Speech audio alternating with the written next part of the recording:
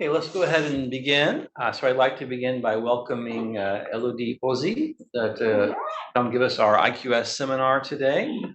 Elodie comes to us from France, where she did her PhD at the University of Lyon, as well as her master's and bachelor's degree. And then she went on to do some work in Lille, at the University of Lille, and then the University of Bordeaux. And then from Bordeaux, came to the United States, where she's now a professor of mathematics at the University of Washington in St. Louis. And so we're very happy to have Elodie with us today. Her expertise is in complex analysis, operator theory, and applications of function operator analysis to approximation theory. So we're very happy to have you with us. And the topic of today is on the first slide. Thank you very much for this introduction. I'd like to thank Daniele for the invitation to Chapman University, and thank you, Andrew, for the organization of this. So I would like just to talk about a joint work with Leblond from INRIA Sophia Antipolis, and we are interested in ways to apply some function theory and operator theory to apply problems. And what I'm going to focus on is the problem of how to recover a moment of magnetization vector from the magnetic field, and to highlight the connections between the applied problems and some tools from function theory and operator theory. I'm just going to work in 2 dimensions, but I would be happy to give more visualization to several variables. So before talking about the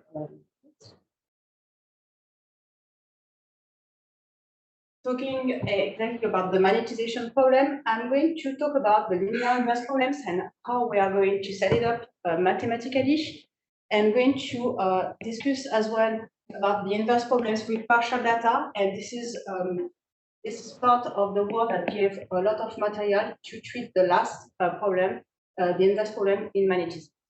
So the first one is about the linear inverse problems, and I'm going to give a sense of this notion. So in general, I start with the math problems, and here I'm going to start with the applied problem and show how we can introduce the mathematical tools and how we can respond to this question.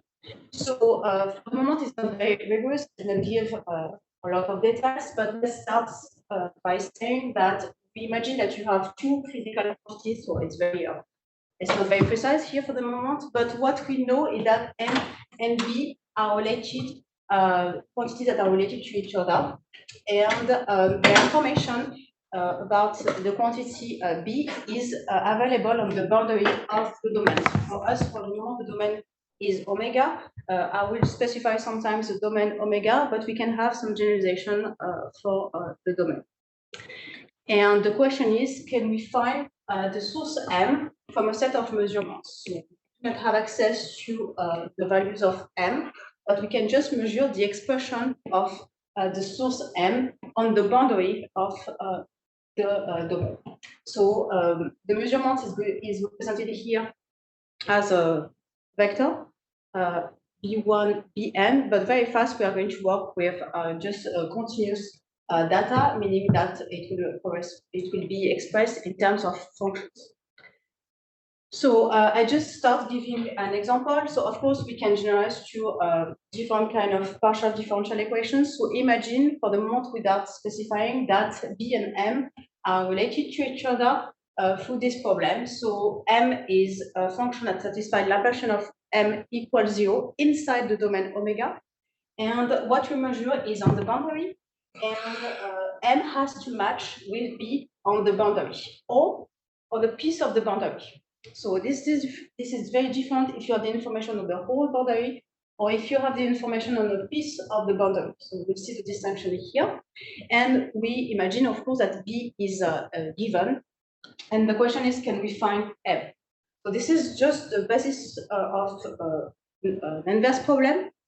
And in general, they are of interest because they can arise in many areas where we just do not have access to the information inside the domain, but just on the boundary of the domain. So you can have it in signal processing, medical imaging, oceanography, and we'll see that it's a kind of inverse problem for the magnetization question.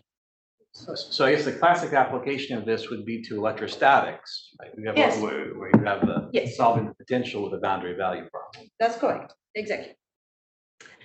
So here I'm just going to start introducing some mathematical tools to formulate more precisely this problem. So we have bounded domain for the moment. I'm just work with bounded domain in R2, and I have a subset of the boundary here. And we are going to work with, so to simplify, we are going to work with functions square integrable on I. And we are going to consider this linear map T that is defined on space H, and the values, these values are in L2 IR. So IR is just to specify that the data is real valued, because sometimes we will have complex values functions. And here this map is continuous and linear. And our space H here is the space of functions defined on omega that are real valued. And finally, this is a space of solutions of Laplacian of u equals 0. U has to be defined on the boundary. So our differential equation, partial differential equation, is inside omega, and u is defined on the boundary. So you need to have an extension to the boundary of your function. And we want to have a little bit more than just being defined on the boundary. We want the function u to be L2 of the boundary. So a little bit bigger than I. We just have L2 on the whole boundary of the domain. And finally, when we just go back to the initial problem, find a function such as Laplacian of m equals 0 and m equal b on the boundary, but it will respond to our question if we can find m in H such that t of m equal b. So basically, we want to know if we can invert t. This is the question.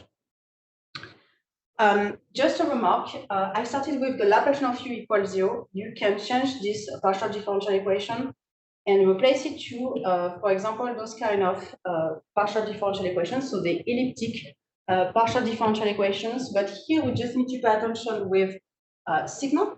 Sigma is a function defined on omega with real valued, and I say that this is with well-chosen properties, because when we treat this problem, everything is connected to the initial conditions, the condition that we have on B. It depends on the hypothesis we put on B. If we have certain space for B, sigma has to be in certain function spaces. So we need to have good properties for sigma. So there is a kind of interconnection between the two. So now we have this, we just wrote this question using an operator. So when we solve those kind of questions, we need to pay attention. We want to have three conditions that are satisfied. So this is the notion of well-posedness of a problem. You want to find m such that t of m equal b. So you need existence, you need uniqueness, and we want an extra information because everything is going to depend on measurements, and we know that the measurements can be very unstable. We want to be sure that when we reconstruct our solution, everything is stable. So we want to have something that is robust, and for us, to guarantee this notion of stability is that we need to have m that depends continuously on b. So this means that t has to be continuous and its reciprocal when it exists, for example, has to be continuous. And if we do not have one of those conditions satisfied, we say that this is ill-posed. So in general, the problems of interest are when they are ill-posed. So, of course, there is a trivial situation when we search for m such that t of m equal b, that if t is invertible, we take m the inverse of b by t. And in general, we have some results saying that our t minus 1 is going to be automatically continuous. Okay. So finally, we have the existence here by saying that m equals t minus 1 of b, uniqueness, and the t minus 1 is already continuous, so it guarantees the fact that m depends continuously on b. Okay, so this is wrong. So we have our hypothesis satisfied to be sure that the problem is well posed. Then when t is not invertible, this is not well posed, and we have two situations that occur in this situation. The first one is that imagine that b is already in the range of t. So it means that you have existence of an element such that t of x equals z is L2i real valued. We have the possibility to construct what we call a pseudo-inverse. So this is if you have the notion or worked with pseudo-inverse with matrices. This is just an extension of this concept, but with infinite dimensional spaces. And instead of having a kind of just an exact value, we are going to create an approximate, the best approximate solution. So in general, this closes the discussion with the initial question. And finally, the last case is the most interesting for us, is when the range of t is not closed. Okay, so if it is closed, we can define the pseudo-inverse, and the pseudo-inverse is continuous, which will satisfy this condition. And if the range of t is not closed, the pseudo-inverse is not continuous, so we lose stability. So we need to have another method to solve this question. So when the range of t is not closed, it is in general an inverse problem. So sometimes you can have another kind of definition for inverse problems, but that's what the point of view we are going to take. So when we do not have continuity of the pseudo-inverse, so when the range of t is not closed, we have ill-posed problem. When you say pseudo-inverse, you mean like the Moore-Penrose set pseudo-inverse? Exactly, yes. Yes, I think it doesn't have the same name because it's about space. We are going to focus on class or inverse problems as well, because it's going to be connected to the problem of magnetization, that we now have an element B given in L2 defined on I and real valued.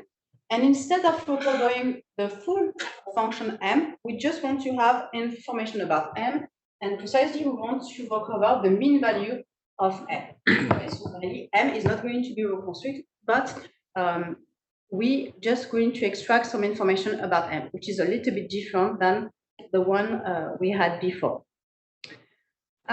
So the first category of inverse problems is about inverse problems with partial data. And I'm just going to consider some concrete cases where we work with the unit disk. So everything works very well in the unit disk. It is a kind of model for us. And we always identify C2R2. And we imagine that we have M that satisfies Laplacian of M equals 0. So for the moment, we do not know that our operator T is well defined, because it's not clear for the moment which condition we need to have on M to be sure that the Laplacian of M equals 0 implies that M can be defined on the boundary of the domain. Okay. So we have the measurements that are taken on I. It's just a subset of the unit circle. And the problem is the following. This is our inverse problem. So our operator T is hidden here. Okay, this is T of M equal B. Then we need to know what is H, the space H where T is defined. So we search for M satisfying the Laplace equation in D, and with this condition. So of course, if B is continuous or definitely differentiable, we have a good kind of problems. We have 4 variables. And if you start having weakest hypothesis on B, of course, you are going to consider the Laplacian of M equals 0 in weak sense. For this case, it's going to be a little bit more subtle, the construction. So that's here the difficulty is because B is not in a space of continuous differentiable functions. So for that, I'm just going to connect, so we do not need all this stuff, but this is very important when we change the differential operator. So that's the reason why I'm just talking about the case of the complex plane. So instead of looking at this function m as just Laplacian of m equals 0, so we have a harmonic function. Harmonic functions are real part of analytic functions. So this is a little bit more convenient because here, in this case, we manipulate just a series. And we need to find f such that the real part of f equal m. In general, this existence is guaranteed. And we can see this problem here, IP, in the complex plane with complex valued functions. We search for f analytic, and f analytic replaces the Laplacian of m equals 0. And the real part of f now, which is m, restricted to I, equal b on I. Okay, so now we need to know what kind of hypotheses need to be put on f to be sure that we can solve this problem, or at least construct an approximation of the function that would satisfy this condition. So when we ask the question of can we find f such that, so I'm just going to go back here just to say this condition. So again, we need to say that we have a function that is analytic in the disk, so that has this form, and can be extended on, so for us, we prefer on the whole boundary, so on the unit circle. So this means that basically, when we replace z by exponential I theta, we need to be sure that this series is going to converge. That's the idea. And which condition do we need here? Yes. It just as a question. So to make sure that the Laplacian is equal to 0, you have to have a condition that dz bar of f is also 0? No, d bar of f equals 0. Just so d bar. bar f equals 0. Yes, that's enough. So that's Laplacian of m equals 0 or dz bar f equals 0. So here, sorry, there is a positivity here. So when you consider this series expansion, if you take just the supremum for r between 0 and 1 of this quantity, so basically I just work with absolute value of z power k when z is on the circle of radius r. So it corresponds to the supremum of this integral. And I ask this supremum for r to be bounded. So it means that this will no longer depend on r, and this is finite. So with this condition, I can define a limit to the boundary. So when I take the boundary for the disk, I just need to take r goes to 1, and I'm going to have this series that will converge. And this is called in general, so for PDs, we call it trace. For function theory in general, this is the radial limit. It's the same here. The trace on the circle of this function f is well defined and belongs to L2 of the circle. So this is necessary and sufficient condition to have existence of the extension to the boundary that is in L2. This is exactly an equivalence. And those functions, in general, we like working with function spaces. And this function here belongs to a space called the Harder space, H2 of the disk. So you can define it on other kind of domains, but functions that are analytic. And we ask that this series is finite and has the trace is given by this expression. So when you have yes question, does the fact that the limit for r going to 1 is well defined, does this imply that also it will be defined no matter what curve you use going to the yes? Yeah. But here you take the radius, but it's more precise. This is the trace that tells you that it matches completely. Thank you. So for the formulation of this problem, finally, we need to search for a function f in H2 of the disk, such that when you just restrict the real part of the trace of f on the circle, it is equal to a function b that is given. So just a remark, we are placed here in the case where I is not the unit circle, but if I is the unit circle, it is invertible completely on this space of function h. And if I is not in the unit circle, this is not invertible, and you can see the range of t. This is exactly the real part of the trace of the circle of this space of functions, and we restrict it to I. And this space is dense in L2 by R. So this means if it is dense, that this is not closed. So we are in the case when I is not the unit circle, it has a range that is not closed. So we have an inverse problem here. And just a remark, if we take a function that is in L2IR, and imagine that this is, of course, not already the real part of the trace of a function in H2, we can find a sequence of functions that satisfies this condition. This is just saying that this space is dense in L2IR. This is exactly this condition. But this is not satisfying for our reconstruction because of this expression. The limits of the norm of Fn is going to explode. And this norm is going to control the error of measurement. So this is not good that we have an explosion. So this norm cannot be infinite. So in general, we have a regularization of the inverse problem. So this is like a Tikhonov-like regularization.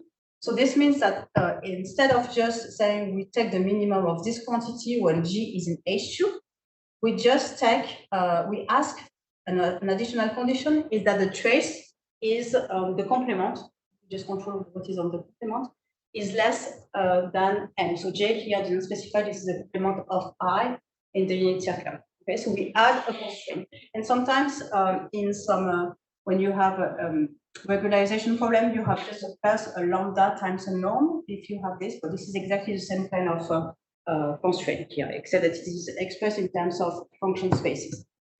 So this problem permits us to have a solution and to be sure that our solution is robust. So there is existence and uniqueness of a function that satisfies this minimum. And the trace that is an information that is fundamental here to have an explicit expression is that the trace, the norm of the trace is exactly equal to n. We say that the constraint is saturated. So we have here a saturation of the constraint. So we can change the, so briefly, just we can change the geometry of the domain. So here, this is an annulus. Of course, we can have a boundary that is a little bit less smooth than for the disk or the annulus. But here we have the same problem. We have this condition. We search for the harmonic functions on the annulus. And the boundary is the unit circle and a circle of radius R0 here. So we have just a little circle and a circle of radius 4. And then you imagine that you have your information to simplify just on the outside circle or the inside circle. And we have exactly the same phenomenon. We can define H2 of the annulus. We have a function T of F, and our space H is a space of H2 of the annulus. So this is, instead of having a sum from n equals 0 to plus infinity of A and Z power n, you have just you sum for n equal minus infinity to plus infinity. And we have this condition that corresponds to the existence, the condition to have existence of trace on the boundary of the domain. So this is exactly what happens for the annulus. Just this is the condition we need to verify. And again, we have the same phenomenon. We have the range that is dense if I is just a piece of the boundary. So for example, the unit circle. And we can have a resolution. We have exactly the same phenomenon.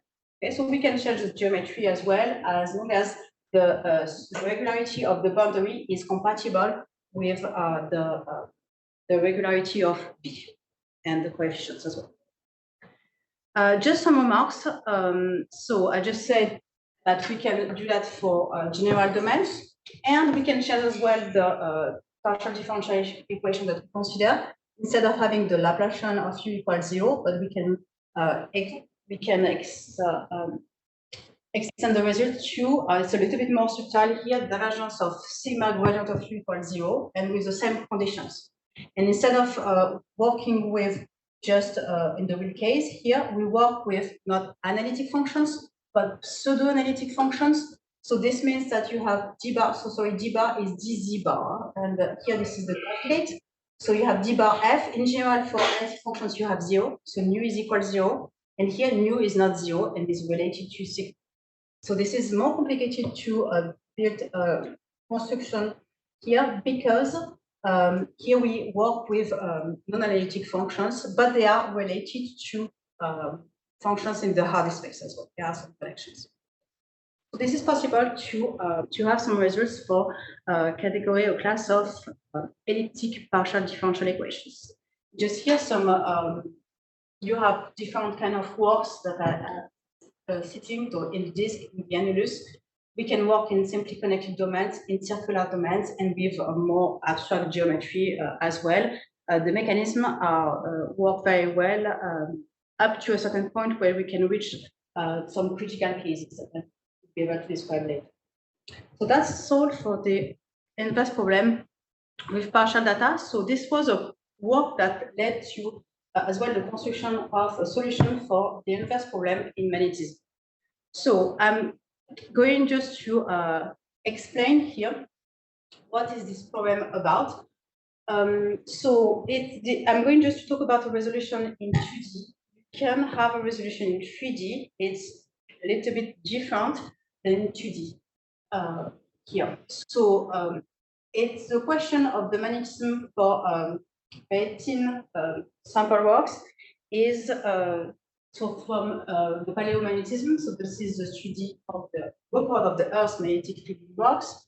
And since our work is very thin, we do not want to have a reconstruction of M, but just we want to have the mean of the magnetization. Okay. And this is the kind of samples that you can have, and you can have the magnetization on the right side. So how do we measure? So I'm not exactly a specialist for that, but I know that how you can collect the information. So you measure the external magnetic fields, the magnetization, and you can get the three components if you take magnetometers. And in general, and this will be important for our model, since we are working with very small samples. So imagine that the small sample is on this plane, and you measure at a certain height. And you cannot neglect this height here of h because you work with very, very thin and small samples. So we have some microscopes that can just collect the very weakly magnetized magnetization from small samples. And so for us, the magnetization will be represented by a vector field just on the surface of the rock. For us, the rock will be like a rectangle. And we measure, so as I said, the external magnetic field of the surface and created by the magnetization. And what we want to know is information about the magnetization, and especially the mean value of the components. And the assumption we make is that this is a thin rock sample that can be represented by plates. So let me just here show this is a 3D model. So you have here the measurement, you have the height for us h. So you measure here, your sample is on the x1, x2 plane. And we have the magnetization vector, the external magnetic field. And for us, the 3D model is the following. So you, as I said, so you are at height h. So when you just have a cut in 2D here, you have the measurement is in B, is like a segment A. And here you have the magnetization of the thin rock that is on S. So it's like having two segments, so they have a different size. Here in the representation, I just give a longer size for the rock than for the place where it is measured, but it doesn't have to be in that way. So in general, to solve this question, we are going to see those elements in function spaces, because this is kind of what followed the of inverse problems with partial data. We will consider that B, this magnetic field, is an L2K of R squared. So it has values in R squared, and M is an L2S of R squared. Makes sense because we have vectors in 2D. And in general, so this is very important. Function spaces are going to give us inner products here. We have inner spaces, we are going to have inner products, and the inner products are going to play a fundamental role in the expression of solutions, so to reconstruct.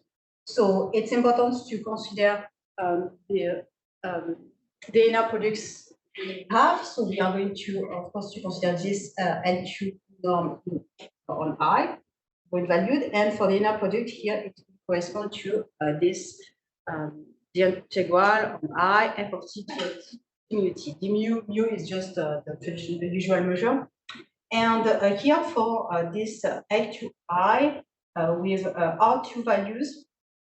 We are going just to use component, the inner product in L2IR, component by component.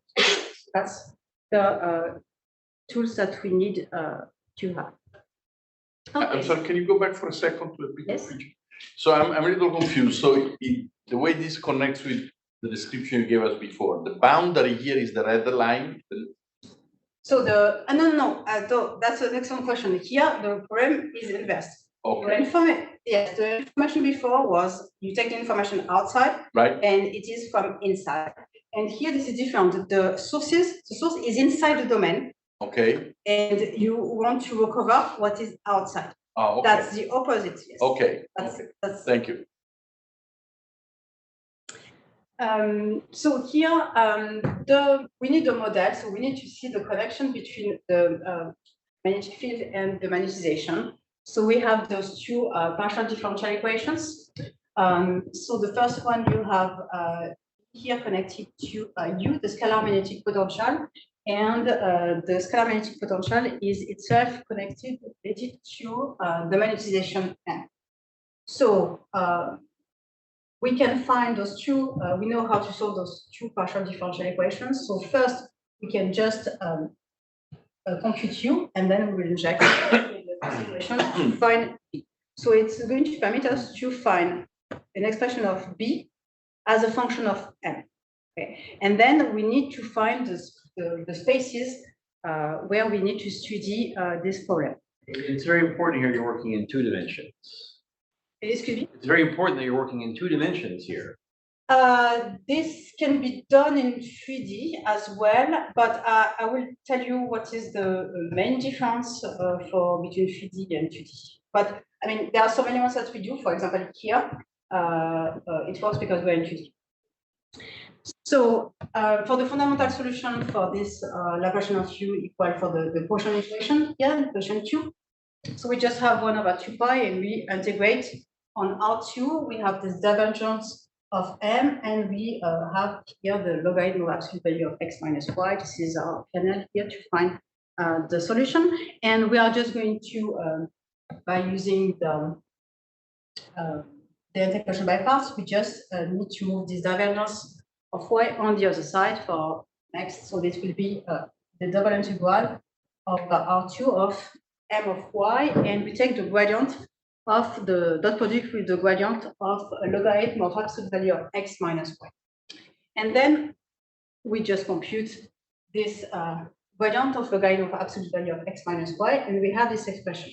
It's not completely done here because we need to be sure that x is not on the support of M, so where M is defined.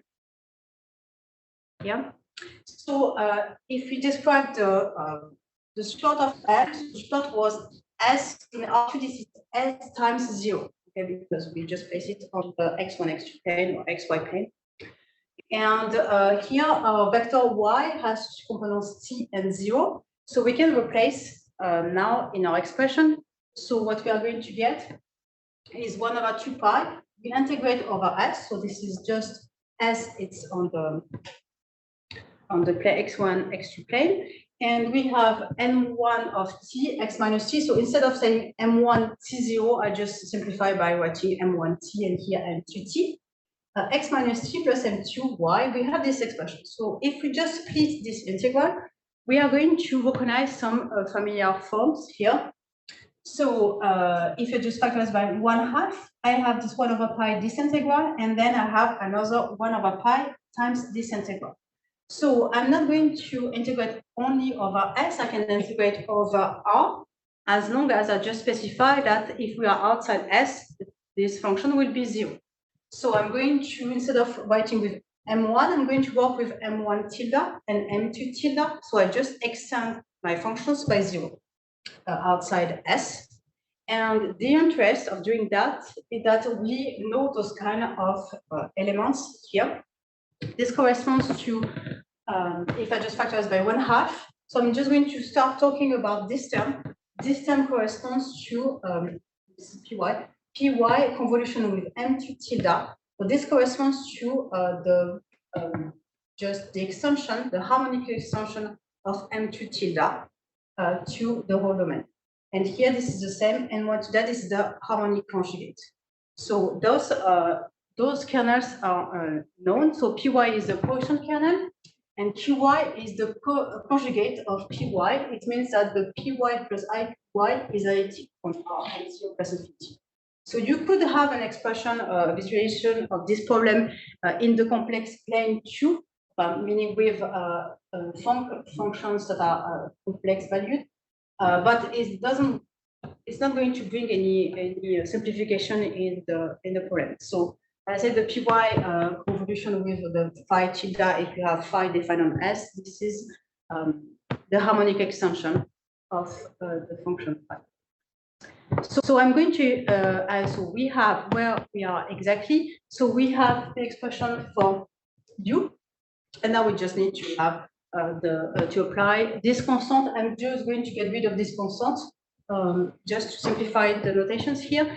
And we are going to have this B of M. So here I'm going to write the continuous relation between M and B. So B of M is B1 of M, B2 of M, and this is this expression, and I have to just restrict to K times H because we are at height H and we were on the segment case. This is where we measure it. And this is our operator. For the moment, it's not exactly our operator T. So it is this expression we are going to use. But you're going to tell me, but where is the mean value and how we can get it? Because the idea is not to go over M and say we are going to have M and we are going to compute the mean value. We just want to have access immediately to the mean value. So just let's put a parenthesis here to see how we can find the mean value of M1 and M2 from B. So we're just computations, and we are just have a kind of game with the linear product. So if you integrate over S, this M1T, so this is the moment of order 0 we want to over here. And you agree that I just can add this term, the integral over S of M2 of T, and this is the new function on S. And so I can write it as this is the inner product between M1 and 1. And here this is the inner product between M2 and 0. Okay? And we are in L2SR. And I can just, this is exactly our definition of the inner product in L2S with value in R2. And so I can just, to simplify, M is my vector M1, M2, and E1 is just the vector 1, 0. So the function equal to 1 on S, and then I have the function equal to 0. We can do the same with M2. So now I have an expression of this mean value in terms of the inner product. So what does it do exactly? So now I'm taking just a function. It's just a game with the way we write it. So if you take a function in L2K of R, and you just take your function B2M. So B2M is the second component of B of M. Okay, so just focus on the second component. Make the inner product with F, and we subtract this mean value. What we obtain, so just by operator theory, we can, instead of the B2, can be moved to the right side. It becomes the adjoint, the B2 star, and here we keep this expression. So now we can just collect those two terms because we have inner products in the same space, and we have the inner product between M and B2 star F minus 1. And now you agree that if I take the absolute value of this quantity on the left side, I can control it by norm of M times the norm of this quantity, the B2 star F minus E1. So this means that if this term is sufficiently small, this moment I have here, I can approximate this quantity by this one. If for well chosen. So I just need to, so if B2 F star is a good approximation of E1, so if this quantity is very small, I can say that my moment of order 0 or value, this will be the inner product between B2M and F for my function that is chosen F.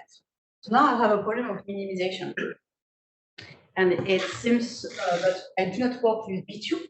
I work with B2 star. So just the philosophy of this is that I just need to have the expression of B2 star. This permits me to just write the inner product instead of having B2 here, B2 MF. I just work with M, inner product with B2 star F. So once we have this expression, this has this form and just the partial derivative with respect to X of those two elements, and we just restrict to S times H. So just two observations that are important here. You can read some properties of this problem, two properties of the function B2.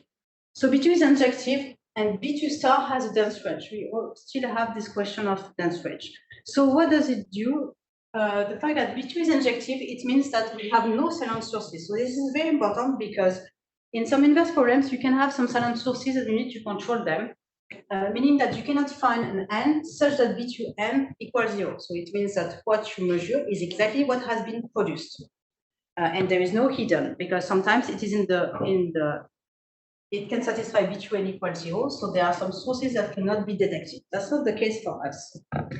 And then about the dense range, it's again the same property that with the minimization problem, we can find a sequence of elements such that the B2 star Fn minus E1 we want to minimize. Of course, is going to go to 0, but we have still an explosion of the norm that we do not need. Here again, we need to add a constraint to this this problem. So the problem of minimization is imposed as before, and so our trick is always the same. We need to have a regularization of the problem. So in terms of regularization, it means that we need to add a constraint, and the constraint is on the norm. You can have different kind of constraints. Of course, you can add other kind of constraints. We just work with one constraint. So what we want to find a function FK with value such that this function B2 star phi1 minus E1 is going to minimize this quantity with this condition. The norm of F has to be less than n.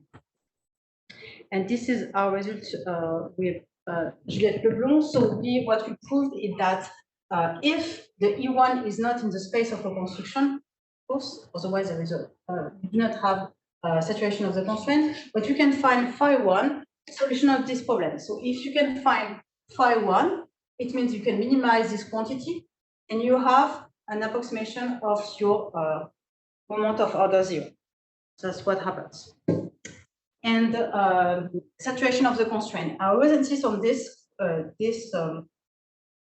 this fact is because it's really fundamental in the way we are going to express the quantity. So just a word quickly about the method to reconstruct.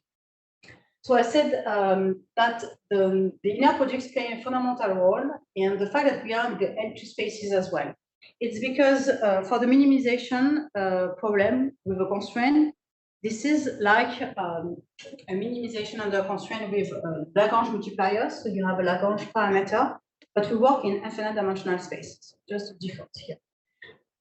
So our function h here is this the norm minus m squared, because we know it's saturated, so constraint. So the constraint is that this quantity is 0, is we need to minimize this quantity. So the relationship between the two is that when you take the differential of your operator g, you apply at the phi1, it will be a multiple of the differential of h, the constraint, at the point. So that's how we can find it. So there are a lot of computations. I'm just going to explain here. You have this differential. So this is just how to differentiate this this norm. So we are going to have 2 times the inner product between those two quantities, and this has to match with 2 alpha, and this is phi1 against psi. So this corresponds to the differential of h. And then we are going just to play with the B2 and B2 star. So that's exactly what we obtained. So what we did is that we just need to move the B2 on the other side, because we want to say this is valid for any psi in L2 and then to compute. So here we just apply when I apply B2 here, I'm just going to have a simplification with the psi here. So I have this inner product equal to alpha phi 1 against psi, and then I can just put this term on the other side and simplify. So we have an inner product between a quantity against any kind of function psi in L to K of R. It has to be 0. So once we have this, so this is just playing with the B2 and B2 star equals 0, we can conclude that this term is 0. And this is going to give us an equation that is going to connect the phi 1, the E1 with the B2 and B2 star. Okay.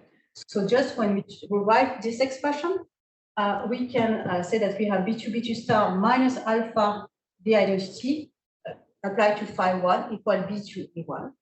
And this is for minus alpha positive, so I do not explain exactly from where it comes from. In general, it comes from the minimization problems.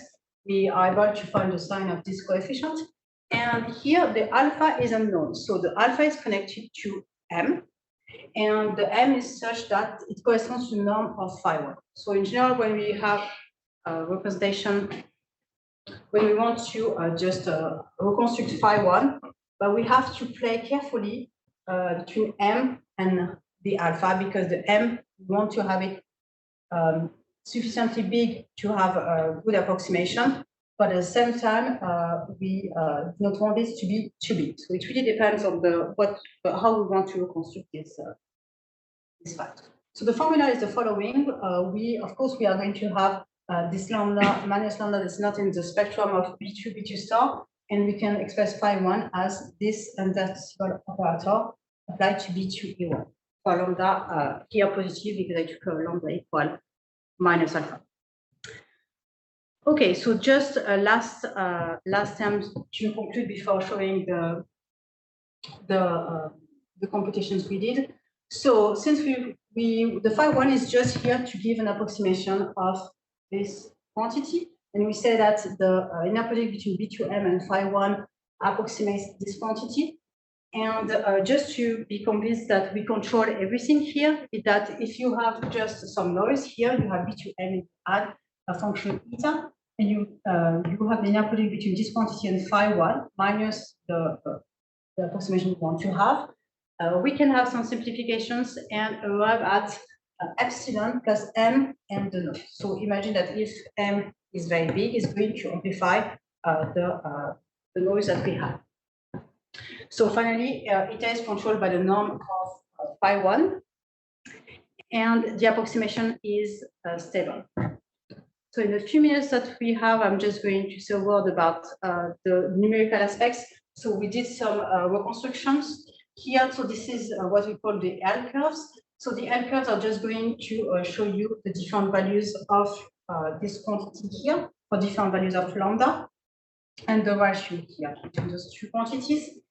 And so this is just, sometimes it's a way to choose the value of the parameter lambda.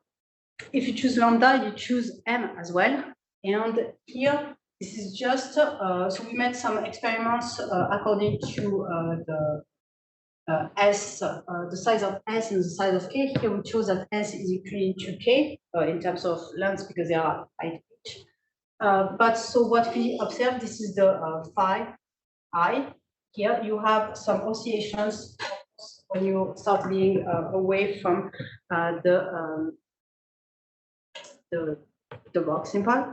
And here we just compare some errors. I just worked with L2, but we can work with some more finest subtle spaces like this Sobolev space. It just changes a little bit the computations, and it was not completely obvious that this space of reconstruction was better than in L2, but that's the experiment that we did. And I think we're going to stop here. Thank you.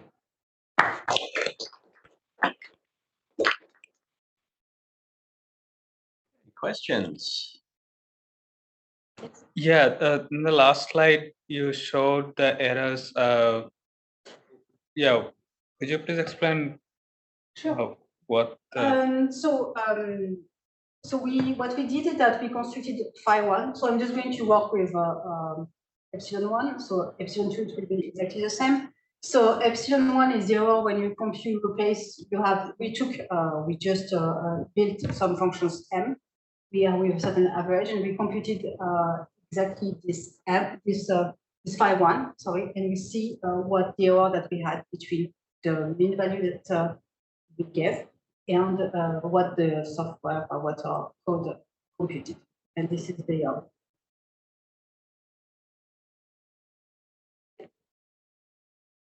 So this is more of a numerical error. I was interested because I was wondering if you have a way to estimate the error in the estimate, because you're providing at the end you're estimating the magnetization, right? So Estimating, sorry, so you're providing a way to estimate the magnetization, right? the mean value of the magnetization. Yeah. So because it is a mean value, it will have an error associated with it. What do you mean by? There are a lot of errors that can be accumulated if it is. I mean, you have two approximations here that are done. You have the approximation for phi 1. You need to choose right parameters for alpha and m, or lambda and m, and it depends the approximation that. So this is the limit of I would say the numerical studies here, because we just wanted to verify that how robust it was.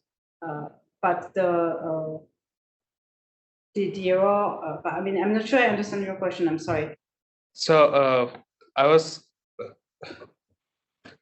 just wondering about because you're providing an estimate, it will have an associated error. Maybe we can talk about it later. Sure. I mean, it was just to test we just chose the function, said, well, that's what we would like to have. And so it permits us to have the B2M. We are going to compute the phi 1. And we want to see how far we are from the function we had at 0 at the beginning. So I think those errors that you write are the errors in the estimation of that magnetization. Okay. Can you give us an example? I'm a physicist. I like to see some examples. I don't have example. What do you mean by examples exactly? What I mean is, you take a piece of material, you put a magnetization on there. It goes like this, like that, like that. It produces this magnetic field, and then you tell me, you can give me your reconstruction, and you tell me how close they are. Now? Okay. No. You want me to have it now? I mean, so what do you want to know? The code? Oh no. So you've explained the code. Yes. I was just saying, can you illustrate that? So you have an illustration here with a particular value magnetization.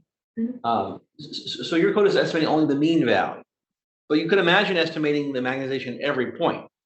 Yes. So I agree. You mean by using the mean value or not at all, or just either way, whatever you. So this is more complicated for the magnetization itself. That was complicated to have the magnetization here. This is because of the way B2M is defined, and that's the original question was about the mean value. So just had the mean value, but I think this is not completely done in terms of if you want to find M.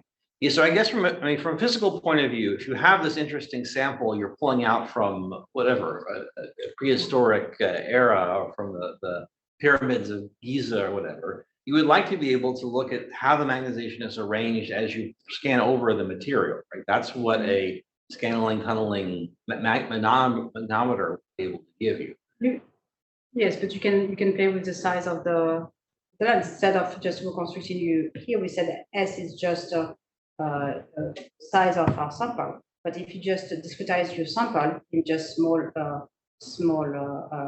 intervals, right, you are going to be able to recover, because your mean value will be better to estimate. Will estimate locally. No, I have a comment here actually. So maybe I have a comment. So maybe you could take two measurements. You had a microscope, right? Squid, I think you called it. So you could take a measurement extremely close to the sample and assume that's your magnetization, and then go a little bit further, do some measurements, estimate that magnetization yourself, right? So there are ways, I think, that you can at least check your mathematics with some physical measurements, right? Yes, I'm sure. Yes, I agree. So I don't know how much you can move this. This I do not know. So there is another way to see that is to play with the age. Yeah. Yes, that I agree. This is not something that we investigated. Age was fixed, but I agree that. Yeah. I don't know if I understood exactly your question, Andrew, but it seems to me, if I understand correctly, and you correct me, this is your piece, and you can find the mean value in different portion of it, essentially, and then you do a kind of a deconvolution, because now you look at, let's say you take the mean value over a bunch of circles, and then you take a mean value again, a bunch of circles with different radii. Yeah, so this is then this way you can eventually get the value of the function itself. So this is the question to you then. Is your mean value in a little region, or is it over the whole sample? No, the whole sample. But that if you want to have something, I mean, I can imagine that if you take your so instead of having a segment, just small pieces of segments, Yes. and each that you have a small segment, Right. Yes, you are going to be very close to the magnetization. Okay, so you can coarse grain this. So you could imagine doing a multi-parameter estimation, not just a single parameter estimation.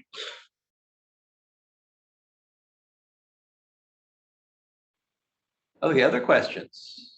Yeah, I was just wondering, so you talked about this, so mostly the talk focused on this Laplacian operator, and you also mentioned that divergence of sigma gradient u.